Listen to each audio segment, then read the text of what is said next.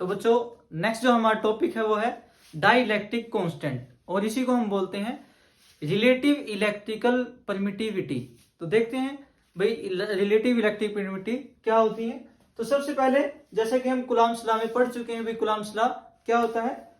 Coulomb's law, the force of interaction between two charges in free space is equal to 1/4πε0 Q1 Q2 by R square. ये किसके लिए था, air या फिर vacuum. Free space जो force of interaction है between two charges वो क्या होती है 1/4πε0 Q1 Q2 by R square. ये वैल्यू एयर या वैक्यूम के लिए होती है।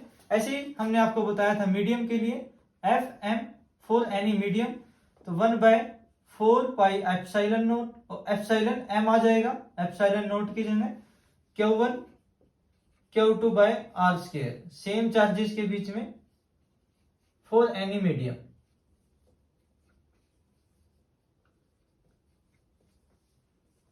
फॉर एनी मीडियम तो ये फॉर्मूला हो जाएगा FM is equal to 1/4πε0 Q1 Q2 by R square. यही एयर की अगर हम बात करें तो वहां पर एप्सिलॉन नोट आ जाएगा। एप्सिलॉन नोट क्या है, permittivity of free space. Epsilon m क्या है, परमिटिविटी ऑफ मीडियम। अगर दोनों को आपस में डिवाइड किया जाए, भाई मान लो ये इक्वेशन 1 है, ये इक्वेशन 2 है, अगर हम दोनों को डिवाइड करें, divide equation 1/2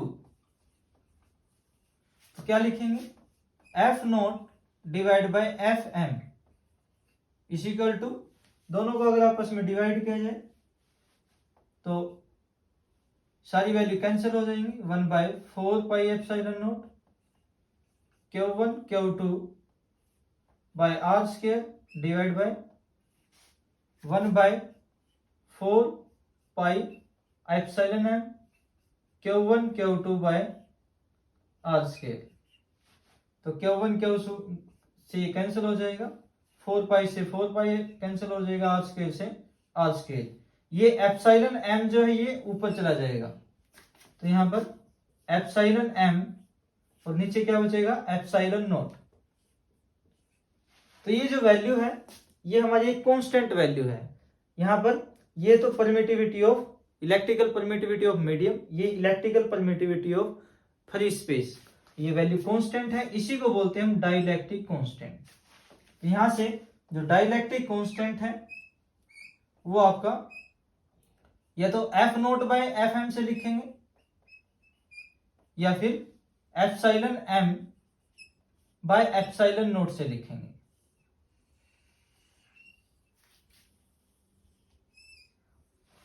K is equal to F0 by FM या epsilon m by epsilon naught. अगर इसको हमें डिफाइन करना हो, इसकी अगर डेफिनेशन लिखनी हो तो कैसे लिखेंगे, dielectric constant is equal to the ratio of electrical force या force of interaction between two charges in free space to force of interaction between two charges in a medium. या फिर इससे लिखेंगे it is defined dielectric constant defined as the ratio of electrical permittivity in medium to electrical permittivity of free space. ठीक है, तो ये थी के की डेफिनेशन और डाइलेक्ट्रिक कांस्टेंट का फॉर्मूला। इसकी कोई ऐसा यूनिट नहीं होंगी क्योंकि ऊपर भी फोर्स है नीचे भी फोर्स है, कैंसिल हो जाएंगी, और ना ही इसका कोई डायमेंशनल फॉर्मूला होगा। और जब के की वैल्यू डिपेंड करती है, it only depend on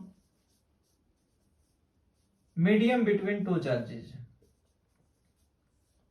only जो डिपेंड करेगी, किस बात पे डिपेंड करेगी, मीडियम बिटवीन टू चार्जेस। ठीक है।